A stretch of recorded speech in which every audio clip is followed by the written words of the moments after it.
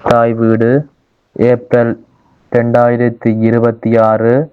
Fidel Castro Che Guevara புரட்சியின் இருமுகங்கள். எழுதியவர் மற்றும் வாசிப்பவர் பழனிநாதன் நிவேதனன். 20ஆம் நூற்றாண்டு உலக வரலாற்றின் திசை வழியையே மாற்றியமைத்த உன்னதமான மக்கள் எழுச்சி கீவ புரட்சி. 1953ஆம் ஆண்டு முதல் 1959ஆம் ஆண்டு வரை நீடித்த இந்த புரட்சிகர போராட்டம் அமெரிக்காவின் கைப்பொம்மையாக செயற்பட்ட சர்வாதிகாரி புல்ஜென்சியோ பாடிஸ்டாவின் அடக்குமுறை ஆட்சியை வீழ்த்தது. கியூபாவின் எளிய மக்கள் தங்களின் இறையாண்மை, சமத்துவம் மற்றும் சமூக நீதியை மீட்டெடுப்பதற்காக முன்னெடுத்த இந்த போராட்டம் புதிய சோசலிச அரசாங்கத்தை நிறுவியதுடன் ஏகாதிபத்தியத்திற்கு எதிரான உலகளாவிய குறியீடாகவும் மாறியது. பிடல் காஸ்ட்ரோ புரட்சியின் முகமும் நவீன கியூபாவின் உருவாக்கமும். பிடல் காஸ்ட்ரோ 1926ஆம் ஆண்டு ஆகஸ்ட் மாதம் 13ஆம் திகதி கியூபாவின் பிரான் நகரில் பிறந்தார். வசதியான விவசாய பின்னணியை கொண்ட ஏஞ்சல் காஸ்ட்ரோ மற்றும் லினாரோஸ் இணையரின் மகனான இவர் ஹவானா பல்கலைக்கழகத்தில் சட்டம் பயின்றார். பல்கலைக்கழக காலத்திலேயே தீவிர அரசியலில் ஈர்க்கப்பட்ட காஸ்ட்ரோ சமூக நீதிக்கான மாணவர் இயக்கங்களில் முன்னின்று செயற்பட்டார். 1959ஆம் ஆண்டு கியூப புரட்சியின் வெற்றியினை தொடர்ந்து பிடல் காஸ்ட்ரோ அந்நாட்டின் பிரதமராக பொறுப்பேற்ற அவர் 1976இல் ஜனாதிபதியானார். 2008ஆம் ஆண்டு வரை ஏறத்தாழ அரை நூற்றாண்டு காலம், அதாவது 1959 தொடக்கம் 2008 வரை கியூபாவை வழிநடத்திய அவர் லத்தீன் அமெரிக்க அரசியலில் ஒரு தவிர்க்க முடியாத ஆளுமையாக பரிணமித்தார். தீவிரமான சோசலிச கொள்கைகளை தனது ஆட்சியின் அடிப்படையாக கொண்ட காஸ்ட்ரோ அமெரிக்காவின் அரசியல் மற்றும் பொருளாதார மேலாதிக்கத்தை முற்றிலுமாக நிராகரித்து கியூபாவுக்கென தனித்துவமான பாதையினை வகுத்தார். அவரது நீண்டகால ஆட்சி நவீன உலக வரலாற்றில் எண்ணற்ற சாதனைகள் மற்றும் கடுமையான விமர்சனங்கள் நிறைந்த விவாத பொருளாகவே இன்றும் நீடிக்கின்றது. சமூக நீதி மற்றும் சோசலிச கட்டமைப்பை வலுப்படுத்துவதில் காஸ்ட்ரோவின் பங்களிப்பு குறிப்பிடத்தக்கது. கியூபாவில் ஒரு வலிமையான சோசலிச குடியரசை நிறுவி அடித்தட்டு மக்களின் வாழ்வாதாரத்தை மையப்படுத்திய திட்டங்களை அவர் முன்னெடுத்தார். குறிப்பாக கல்வி மற்றும் சுகாதாரத்துறைகளில் அவர் நிகழ்த்திய புரட்சி உலகத்தரம் வாய்ந்தது. இலவச கல்வி மற்றும் மேம்பட்ட மருத்துவ கட்டமைப்பின் விளைவாக கியூபாவின் எழுத்தறிவு விகிதமும் சராசரி ஆயுட்காலமும் வளர்ந்த நாடுகளுக்கு இணையான நிலையினை எட்டின. மேலும் அமெரிக்காவின் கடும் பொருளாதார தடைகளையும் அரசியல் அழுத்தங்களையும் துணிச்சலுடன் எதிர்கொண்டு கியூபாவின் இறையாண்மையை பாதுகாத்ததோடு லத்தீன் அமெரிக்கா மற்றும் ஆப்பிரிக்காவின் விடுதலை போராட்டங்களுக்கு தார்மீக மற்றும் இராணுவ ரீதியான ஆதரவினை வழங்கினார். அதே வேளையில் காஸ்ட்ரோவின் ஆட்சி முறை கடுமையான விமர்சனங்களுக்கும் உள்ளானது. பல தசாப்தங்களாக தொடர்ந்த அவரது ஒரு கட்சி ஆட்சி ஜனநாயக விழுமியங்களுக்கு எதிரானது என்றும் மிதமிஞ்சிய தனிநபர் அதிகார குவிப்பிற்கு வழிவகுத்தது என்றும் அரசியல் ஆய்வாளர்களினால் சுட்டிக்காட்டப்படுகின்றது. அரசியல் எதிர்ப்பாளர்களை ஒடுக்கியமை மற்றும் பேச்சுரிமை மீதான கடும் கட்டுப்பாடுகள் காரணமாக சர்வதேச மனித உரிமை அமைப்புகளின் கண்டனங்களுக்கு அவர் ஆளானார். பொருளாதார ரீதியாக அமெரிக்காவின் நீண்டகால பொருளாதார தடை ஒருபுறம் இருக்க, சோவியத் ஒன்றியத்தின் வீழ்ச்சிக்கு பிந்தைய மேலாண்மை தவறுகளால் கியூபா கடுமையான சீர்குலைவினை சந்தித்தது. அமெரிக்காவுடனான உறவுகளை துண்டித்தமை கியூபாவை சர்வதேச அளவில் தனிமைப்படுத்தியதுடன் நாட்டின் பொருளாதார வளர்ச்சியினை பாதித்த ஒரு எதிர்மறையான காரணியாகவும் பார்க்கப்படுகின்றது. இவ்வாறு ஒரு புரட்சியாளராகவும் ஆட்சியாளராகவும் பிடல் காஸ்ட்ரோவின் வாழ்வு பெரும் சாதனைகளுக்கும் சவால்களுக்கும் இடையிலான ஒரு வரலாற்று சமநிலையாகவே அமைகின்றது. மேலும் அவர் இலத்தீன் அமெரிக்காவில் சோசலிச இயக்கங்களுக்கு தன்னால் இயன்ற அளவு போதிய அளவு ஆதரவினை அளித்தார். கியூபா புரட்சியின் வரலாற்றில் பிடல் காஸ்ட்ரோ மற்றும் செகுவேரா ஆகியோருக்கிடையிலான உறவு மிக முக்கியமானது. 1955ஆம் ஆண்டு மெக்சிகோ நகரில் நிகழ்ந்த இவர்களின் சந்திப்பு இலத்தீன் அமெரிக்காவின் அரசியல் போக்கையே மாற்றியமைத்தது. காஸ்ட்ரோவின் அரசியல் தீர்க்க தரிசனமும் செகுவேராவின் சமரசமற்ற மார்க்சிச கோட்பாடுகளும் இணைந்து கியூபாவின் ஆயுத போராட்டத்தையே வழிநடத்தின. புரட்சியின் வெற்றிக்கு பிறகு காஸ்ட்ரோவின் அமைச்சரவையில் செகுவேரா முக்கியமான பொறுப்புகளினை வகித்த போதிலும் அதிகாரத்தை விடவும் உலகளாவிய புரட்சியே அவரது இலக்காக இருந்தது. 1965இல் கியூபாவை விட்டு வெளியேறி மற்ற நாடுகளில் புரட்சியை முன்னெடுக்க செகுவேரா முடிவெடுத்த போது காஸ்ட்ரோ அவருக்கு முழு ஆதரவையும் வழங்கினார்.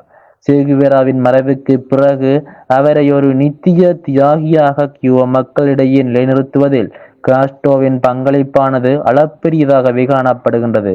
இவர்களின் நட்பு ஏகாதிபத்தியத்துக்கு எதிரான போராட்டத்தின் உலகளாவிய அடையாளமாகவே இன்றும் போற்றப்படுகின்றது. செகுவேரா லத்தீன் அமெரிக்காவின் புரட்சிகர அடையாளம். கியூபா புரட்சியின் வழியாக உலக புகழ்பெற்ற எர்னஸ்டோ செகுவேரா ஒரு மருத்துவர், மார்க்சிச சிந்தனையாளர், ராஜதந்திரி மற்றும் கொரில்லா போர்முறை விற்பன்னர் என பல பன்முகத்தன்மைகளை கொண்டவர். ஒடுக்கப்பட்ட மக்களின் விடிவிற்காக தனது வாழ்வையே அர்ப்பணித்த அவர் 20ஆம் நூற்றாண்டின் மிகச்சிறந்த புரட்சிகர அடையாளமாக இன்றும் போற்றப்படுகின்றார். எர்னஸ்டோ குவேரா டிலா செர்னா 1928ஆம் ஆண்டு ஜூன் 14 அன்று அர்ஜென்டினாவின் ரொசாரியோவில் பிறந்தார். வழக்கறிஞரான எர்னஸ்டோ குவேரோ லிஞ்ச் மற்றும் சிலியா டிலா செர்னா இணையரின் 5 குழந்தைகளில் மூத்தவரான இவர் தொடக்கத்திலிருந்தே மனிதாபிமான சிந்தனை கொண்டவராக வளர்ந்தார். 1946இல் பியூனஸ் அயர்ஸ் பல்கலைக்கழகத்தில் மருத்துவ படிப்பை தொடங்கிய செகுவேரா 1953ஆம் ஆண்டு தனது மருத்துவ பட்டத்தை பெற்றார். இக்காலகட்டத்தில் அவர் மேற்கொண்ட மோட்டார் சைக்கிள் பயணங்களே இலத்தீன் அமெரிக்காவின் மறுமையினையும் சுரண்டலையும் அவர் நேரில் காணவும் ஒரு புரட்சியாளராக உருவெடுக்க காரணமாக அமைந்தது. 1953இல் மெக்சிகோவில் தங்கியிருந்த போது பிடல் காஸ்ட்ரோவை சந்தித்து செகுவேராவின் வாழ்வில் மிக பெரும் திருப்பு முனையாக அமைந்தது. பாடிஸ்டாவின் சர்வாதிகார ஆட்சிக்கு எதிராக காஸ்ட்ரோ முன்னெடுத்த கியூபா புரட்சியில் தன்னையும் இணைத்து கொண்டார். 1956இல் கிரான்மா படகு மூலம் கியூபாவின் சியஸ்டா மேஸ்ட்ரா மலைப்பகுதியை அடைந்த அவர் ஒரு மருத்துவராகவும் அதே சமயம் ஒரு வீரமிக்க தளபதியாகவும் போர்க்களத்தில் செயற்பட்டார். சண்டா கிளாரா போரின் வெற்றியில் இவரது வியூகங்கள் மிக முக்கியமானவை. இதுவே புரட்சியின் வெற்றிக்கும் பாடிஸ்டாவின் வீழ்ச்சிக்கும் வழிவகுத்தது எனலாம். புரட்சியின் வெற்றிக்கு பிறகு 1959இல் கியூபாவின் புதிய அரசாங்கத்தில் தொழில்துறை அமைச்சராகவும் தேசிய வங்கியின் தலைவராகவும் காஸ்ட்ரோவினால் நியமிக்கப்பட்டார். கியூபாவின் பொருளாதாரத்தை சீரமைக்கவும் சோசலிச கட்டமைப்பை வலுப்படுத்தவும் பல நாடுகளுக்கு பயணம் மேற்கொண்டு ராஜதந்திர உறவுகளை மேம்படுத்தினார். இருப்பினும் ஒரு குறிப்பிட்ட தேசத்தின் அதிகாரத்திற்குள் முடங்கிவிட விரும்பாத அவர் உலகளாவிய புரட்சியை முன்னெடுக்கும் நோக்கில் கொங்கோ மற்றும் பொலிவியா போன்ற நாடுகளுக்கு சென்றார். 1966இல் பொலிவியாவில் புரட்சிகர போராட்டத்தை தொடங்கிய அவர் 1967இல் பொலிவிய இராணுவத்தினால் பிடிபடும் வரை சமரசமற்ற போராட்டத்தை தொடர்ந்தார். குவேராவின் புகைப்படம் ஒரு புரட்சியாளரின் அடையாளமாக கருதப்படுகின்றது. அவரது புகைப்படம் உலகம் முழுவதும் பிரபல்யமானது. தற்காலத்தில் இளைஞர்களின் டிஷர்ட்டுகளிலும் வாகனங்களிலும் இவரை அதிகம் காணலாம். குவேரா கியூபாவின் தேசிய வீரராக கருதப்படுவதுடன் அவரது பிறந்த நாள் கியூபாவின் தேசிய விடுமுறை நாளாகவும் கொண்டாடப்படுகின்றது.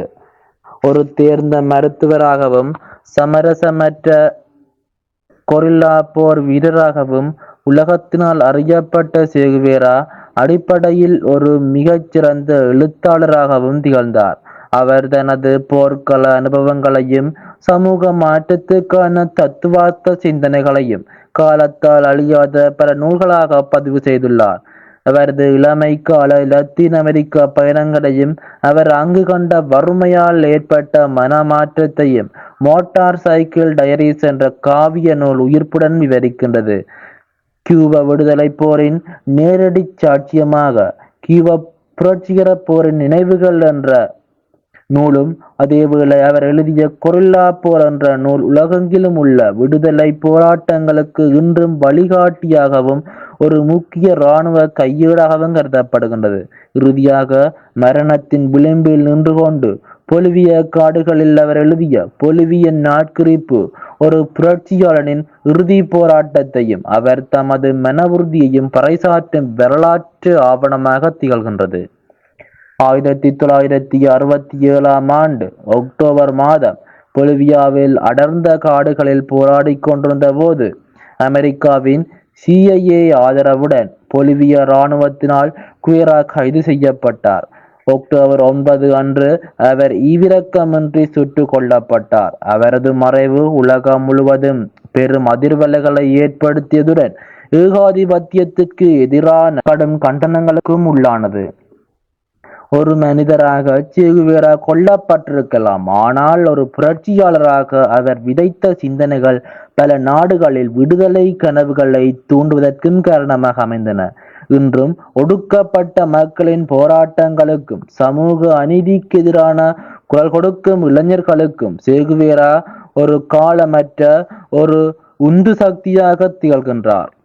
பிடல் காஸ்ட்ரோ மற்றும் சேகுவேரா ஆகிய இருபெரும் ஆளுமைகளும் வெவ்வேறு சமூக பின்னணிகளில் இருந்து வந்த புரட்சியாளர்களாக காணப்பட்டாலும் ஏகாதிபத்திய எதிர்ப்பு மற்றும் மார்க்சிச சித்தாந்தம் என்னும் புள்ளியில் கரம் கோர்த்தனர். அமெரிக்காவின் அரசியல் மற்றும் பொருளாதார மேலாதிக்கத்தை வேறறுத்து ஒடுக்கப்பட்ட மக்களின் சமத்துவ சமூகத்தை படைப்பதே இவர்களின் இருவரின் பொதுவான இலக்காக இருந்தது. பேச்சுவார்த்தைகளை விட ஆயுதமேந்திய கொரில்லா போர் முறையே சர்வாதிகாரத்தை வீழ்த்தும் என்று நம்பிய இவர்கள் தங்களின் உயர்குடி வாழ்வை துறந்து சியேரா மேஸ்த்ரா மலைப்பகுதிகளில் தியாக உணர்வுடன் களமாடினர். இவர்களின் ஆழ்ந்த சித்தாந்த பிணைப்பும் பரஸ்பர மரியாதையுமே கியூபா புரட்சியின் வெற்றிக்கான அஸ்திவாரமாக அமைந்தது. புரட்சிக்கு பிந்தைய காலகட்டங்களில் இவர்களுக்கிடையிலான அணுகுமுறைகளில் சுவாரஸ்யமான முரண்பாடுகள் தென்பட்டன. பிடல் காஸ்ட்ரோ ஒரு சிறந்த ராஜதந்திரி மற்றும் யதார்த்தவாதியாக திகழ்ந்தார். ஒரு தேசத்தை கட்டமைப்பதிலும் சர்வதேச நெருக்கடிகளுக்கு மத்தியில் கியூபாவின் பாதுகாப்பை உறுதி செய்வதிலும் அவர் கவனம் செலுத்தினார். மாறாக சேகுவேரா ஒரு சமரசமற்ற இலட்சியவாதியாக திகழ்ந்ததுடன் அதிகார பதவிகளை துறந்து உலக புரட்சி என்ற கனவோடு எல்லைகளை கடந்து போராடுவதையே தனது இயல்பாக கொண்டிருந்தார். சோவியத் யூனியனுடனான உறவில் காஸ்ட்ரோ காட்டிய நிதானத்தை சேகுவேரா ஏற்கவில்லை. இது வல்லரசுகளின் சுரண்டல் முறைகளை அவர் கடுமையாக விமர்சித்தார். பொருளாதார கொள்கையில் காஸ்ட்ரோ பொருள்சார் நலன்களையும் சேகுவேரா மக்களின் இலட்சியத்தினையும் முதன்மைப்படுத்தினார். இந்த தத்துவார்த்த திடலே சேகுவேராவை பொலிவிய காடுகளுக்கு இட்டுச் சென்றது. இறுதியில் பிடல் காஸ்ட்ரோ நவீன கியூபாவின் ஒப்பற்ற தலைவராக திகழ்ந்து முதுமையில் இயற்கை எய்தினார். சேகுவேரா தனது இலட்சியத்துக்காக போர்க்களத்தில் வீர மரணமடைந்து ஒரு சர்வதேச புரட்சி குறியீடாக மாறினார். இவர்களுக்குள் வழிமுறைகளில் பல்வேறுபட்ட வேறுபாடுகள் இருந்தபோதும் சேகுவேரா தனது இறுதி கடிதத்தில் உங்களை ஒரு தலைவராக பின்பற்றியதில் நான் பெருமைப்படுகின்றேன் என்று குறிப்பிட்டது போல பிடல் காஸ்ட்ரோவின் தலைமைத்துவத்தின் மீதான அவரது மதிப்பும் அவர்களின் சித்தாந்த நட்பும் ஒருபோதும் குன்றியதில்லை. சேகுவேரா தனது அதிகாரமிக்க பதவிகளை துறந்து கியூபாவை விட்டு வெளியேறியது வரலாற்றின் ஒரு முக்கிய திருப்புமுனையாகவே கருதப்படுகின்றது. இதற்கு பின்னால் இருந்த முதன்மையான காரணங்களை இரு பெரும் பிரிவுகளாக பகுப்பாய்வு செய்யலாம். சோவியத் யூனியன் உறவும் ஏவுகணை நெருக்கடியும் 1962 நிகழ்ந்த இந்த கியூப ஏவுகணை நெருக்கடி பிடல் மற்றும் சேகுவேரா ஆகிய இருவருக்கும் சோவியத் ஒன்றியம் மீதான பார்வையில் ஒரு மெல்லிய விரிசலை ஏற்படுத்தியது.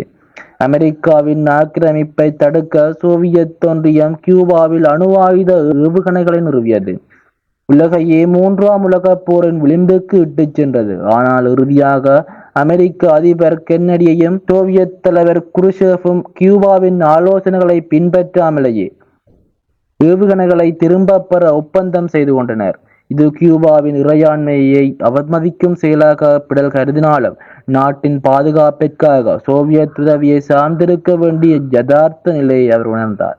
ஆனால் சமரசமற்ற இலட்சியவாதியான சேகுவேரா சோவியத் ஒன்றியம் ஏகாதிபத்தியத்துக்கு பயந்து பின்வாங்கி விட்டதாக கருதினார்.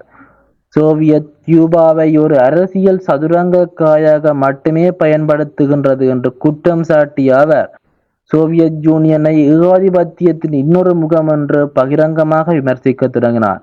இந்த தத்துவார்த்த மோதல் இரு தலைவர்களுக்கும் இடையே ஒரு தார்மீக அழுத்தத்தை உருவாக்கியது.